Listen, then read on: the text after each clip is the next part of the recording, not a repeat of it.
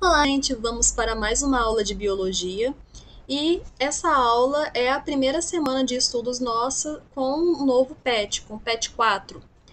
E a gente vai dar sequência aos nossos estudos sobre a célula.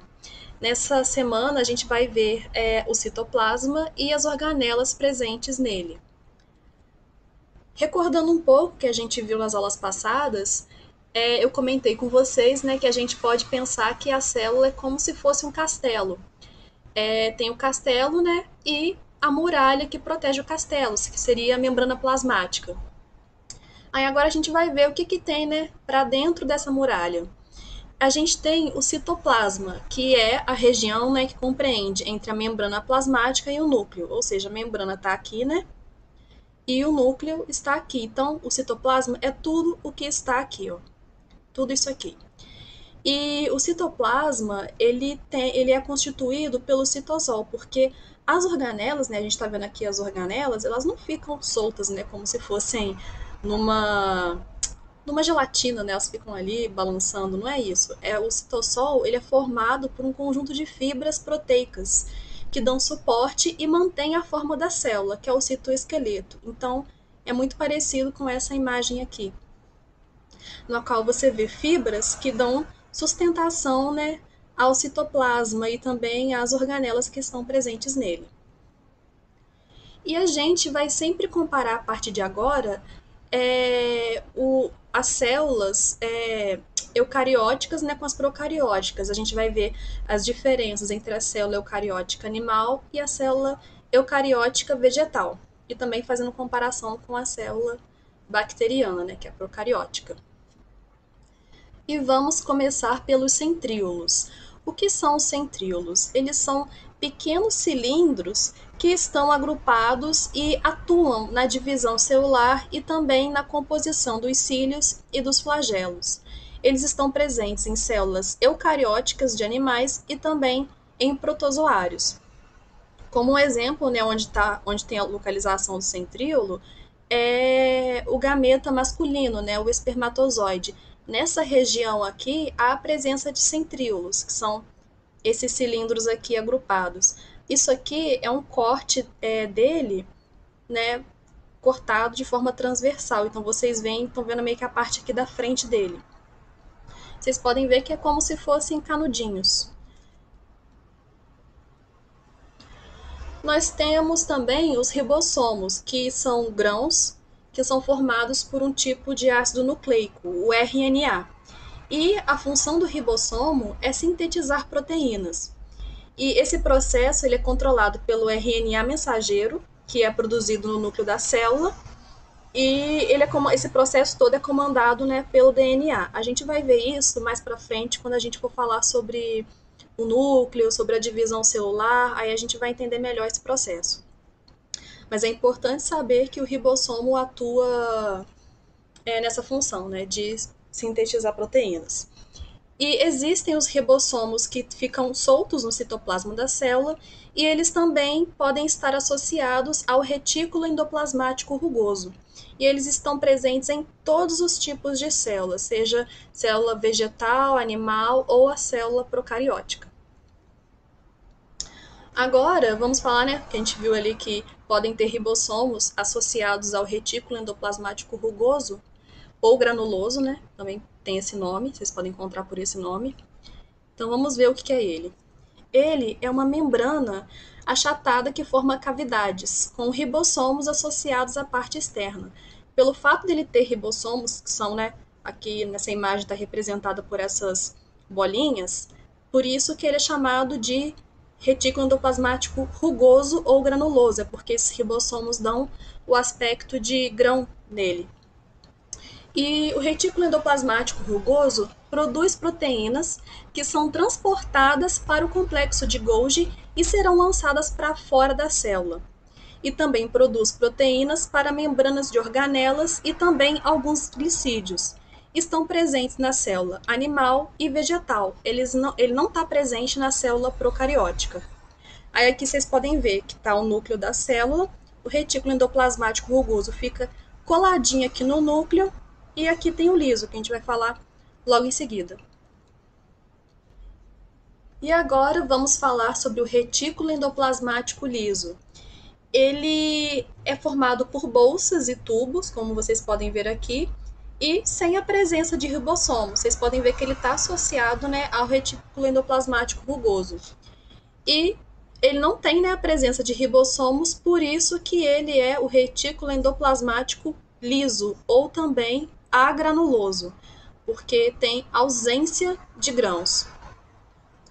E nas cavidades desse, dessa organela, há enzimas que produzem lipídios e substâncias que desintoxicam o organismo. E nas células musculares é chamado de retículo sarcoplasmático. Aqui eu coloquei sarcosplasmático, mas esquece desse S aqui, tá? É sarcoplasmático. E serve de reservatório de íons de cálcio, que é necessário para que haja, né, a nossa contração muscular. E ele está presente nas células eucarióticas, animais e vegetais, mas ele não existe, né, não está presente na célula procariótica. Aqui a gente pode ter uma visão melhor do retículo endoplasmático rugoso e liso aqui no cantinho, né? Como vocês podem ver, está associado aqui ao núcleo, aí ele forma, né, várias cavidades aqui, membranas com várias cavidades e os ribossomos aderidos a ele. E aqui a gente tem o liso, né, que também tem as vesículas, não tem ribossomos, mas tem vesículas que produzem enzimas. Aí aqui é como é que a gente vê essa estrutura no microscópio. O rugoso realmente tem um aspecto de várias rugas, por causa dessas membranas aqui, né, que ficam fazendo essas bolsinhas aqui. E o retículo endoplasmático liso, em que ele é liso, você vê as vesículas só, apenas a presença das vesículas. E nós temos o famoso complexo de Golgi, que, como eu disse para vocês, né, o retículo endoplasmático rugoso, ele produz as proteínas e o complexo de Golgi recebe essas proteínas e encapsula elas, colocam elas em pequenos compartimentos que são as vesículas e as transportam para a membrana plasmática ou para o exterior da célula. E eles também produzem alguns glicídios, por exemplo, o ácido hialurônico, que é muito utilizado, né, pelas celebridades, pelo pessoal famoso que faz preenchimento. Às vezes não dá muito certo, o rosto fica meio estranho, mas é bem utilizado na indústria de cosméticos, né, na dermatologia. E o complexo de Golgi, ele é uma organela bem desenvolvida em células glandulares. Por quê? Porque a principal função das células glandulares é secretar substâncias. E o que o complexo de Golgi faz é, né, transportar substâncias para a membrana plasmática ou para o exterior da célula. Então, essa é a função dele. E ele está presente nas células animais e vegetais. Ele é essa estrutura aqui. E a gente vai ver agora como é que funciona isso.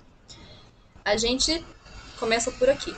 As proteínas são sintetizadas pelos ribossomos e lançadas no retículo endoplasmático rugoso ou granuloso. Então aqui a gente vê a produção, né, das proteínas. E vesículas brotam do retículo endoplasmático granuloso e se dirigem para o complexo golgiense. Então aqui a gente vê ela se destacando, né, saindo do retículo endoplasmático e indo até o complexo de Golgi. As proteínas são modificadas no complexo de Golgi e acondicionadas em vesículas. Aqui a formação de vesículas.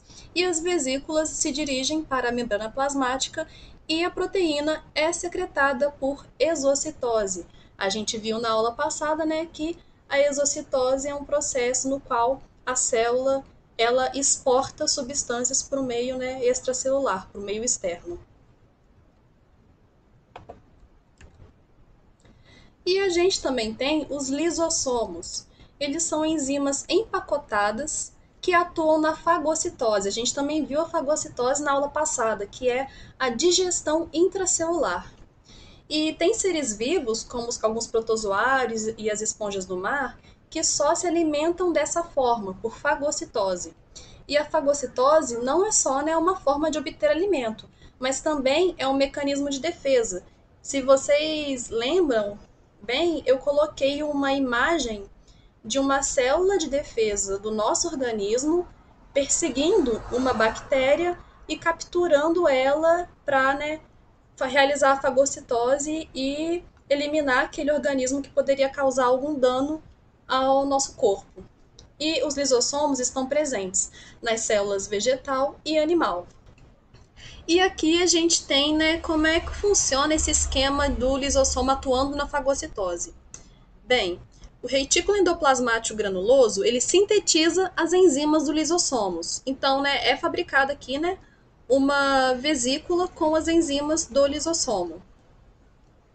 E a gente tem, né, aqui na célula, a pinocitose, que é a absorção de um líquido, né, extracelular pela célula, ou a fagocitose, que é a absorção de um organismo estranho, né, ou de partículas de alimento. Aí o que acontece? Ocorre a formação do fagossomo, que é uma vesícula que contém esse corpo estranho, ou essa partícula de alimento, e ocorre a união do lisossomo com o fagossomo. Aí forma esse vacúolo digestivo no qual há a digestão intracelular e a absorção do alimento, né, ou a eliminação daquele corpo estranho, no caso de mecanismo de defesa. E o que sobrou, né, esse corpo residual, é eliminado pela membrana, através da membrana plasmática. E aqui em cima, a gente tem um outro processo que também no qual o lisossomo também atua, que é a autofagia. O que é a autofagia? A nossa célula tem as organelas e ela precisa dessas organelas para poder funcionar corretamente.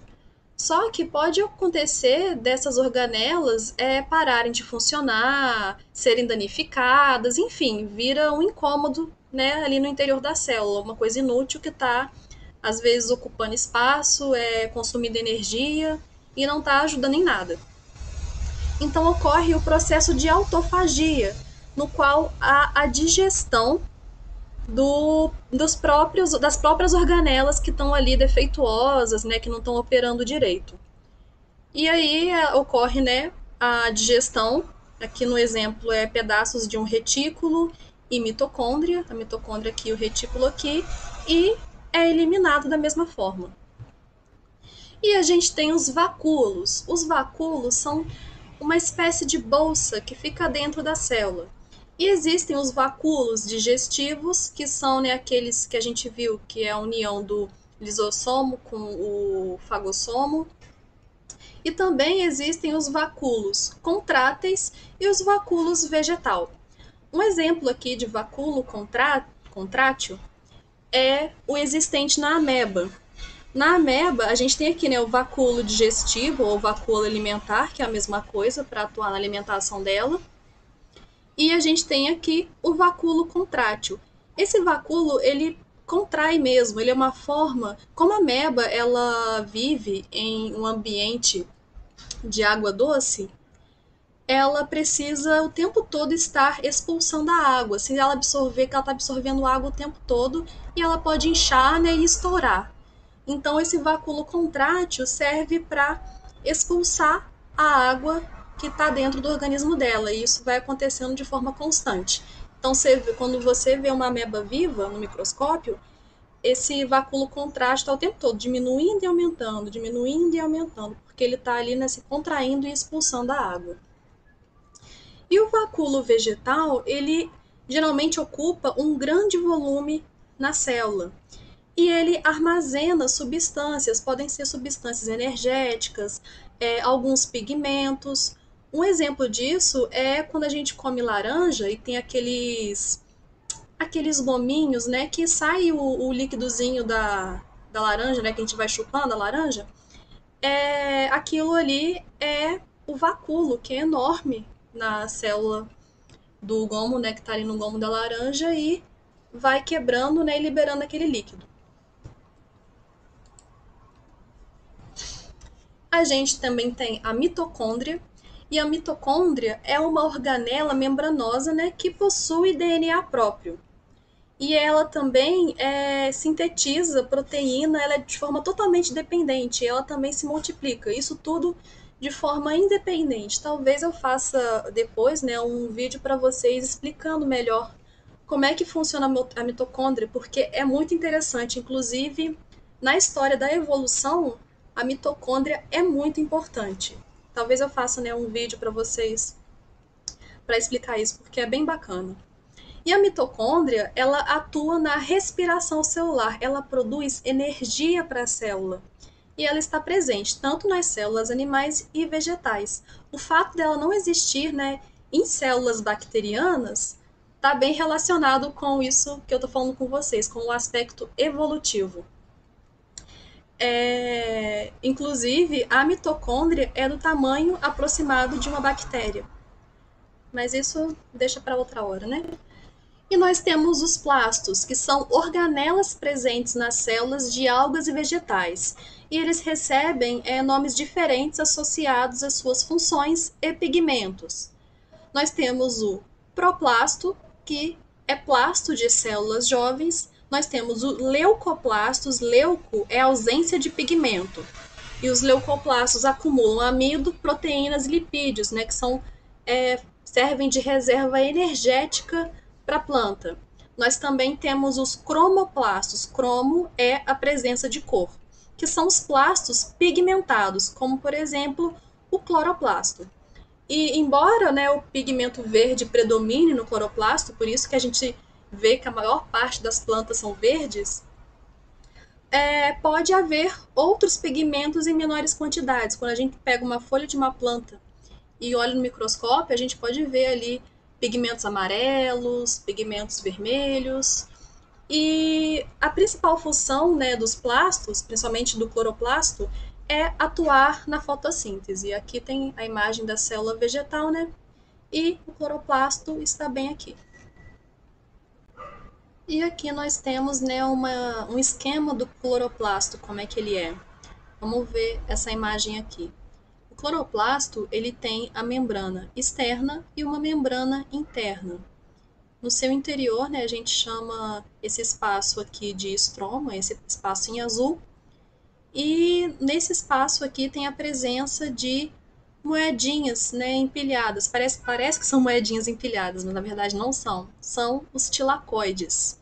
E os tilacoides, né, os conjuntinhos de tilacoides, cada um desses aqui, é chamado de grânum ou de grana. E também temos os peroxissomos. O que são os peroxissomos? São vesículas com enzimas que promovem a reação do oxigênio com uma molécula orgânica qualquer, produzindo água oxigenada. Porém, a água oxigenada ela é prejudicial à célula. Então, ela é decomposta em água e oxigênio com o auxílio de uma enzima que chama catalase. Aí aqui tem o esquema da reação, né, que ocorre. Esse R aqui é uma molécula orgânica qualquer, que tem a presença, né, de átomos de hidrogênio, ocorre a reação do oxigênio e a produção da água oxigenada. E, né, a molécula orgânica que foi oxidada.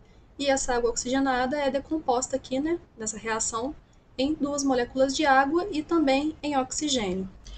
E, finalmente, nós temos o núcleo. O núcleo é uma organela que guarda o material genético da célula. O material genético, ele possui todas as informações e todas as orientações que a célula precisa para desempenhar a sua função. O núcleo, ele é composto por um envelope nuclear chamado carioteca, que envolve a cromatina. A cromatina está aqui, né, no interior, que é o material genético propriamente dito. E também há a presença de nucleolos e nucleoplasma. E, né, vale relembrar aí que o núcleo só está presente nas células eucarióticas. Nas células procarióticas, como nessa imagem aqui, o núcleo está disperso no citoplasma. Bem, a nossa aula termina aqui. É uma aula que tem muito conteúdo e eu gostaria de chamar a atenção para vocês que tem um erro na tabela disponibilizada no PET do volume 4. Eu vou provavelmente colocar aqui nesse vídeo, em algum lugar aqui, a tabela com a correção. É uma tabela verde, eu esqueci em qual página que tá, mas é uma tabela que faz a comparação, né, da presença e ausência das organelas nas células animal, vegetal e bacteriana. e tem uns errinhos ali e eu vou colocar para vocês, também mando no grupo para vocês a tabela corrigida. Então, gente, eu vim mostrar para vocês o que está errado nessa tabela que está na página 36 da apostila de vocês. Aqui a gente vê que o complexo de Golgi está presente na célula animal, mas ausente na célula vegetal e bacteriana. Isso aqui está errado. A gente acabou de ver que o complexo de Golgi está presente sim na célula vegetal. Então, a gente viu agora, né, o complexo de Golgi está presente na célula animal, vegetal, mas ausente na célula bacteriana. E o segundo erro é que aqui afirma, né, que existe a organela chamada mesossoma, que está presente apenas na célula bacteriana. Essa organela, gente, não existe.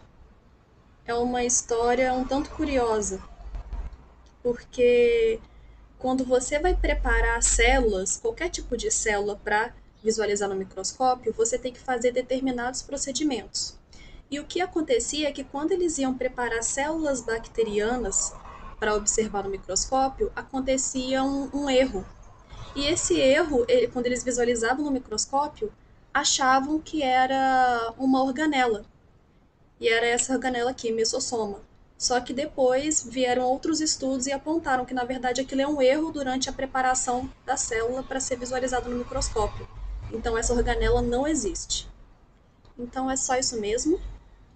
Se atentem a esse erro, provavelmente eu vou mandar no grupo para vocês essa tabela corrigida. E até a próxima aula.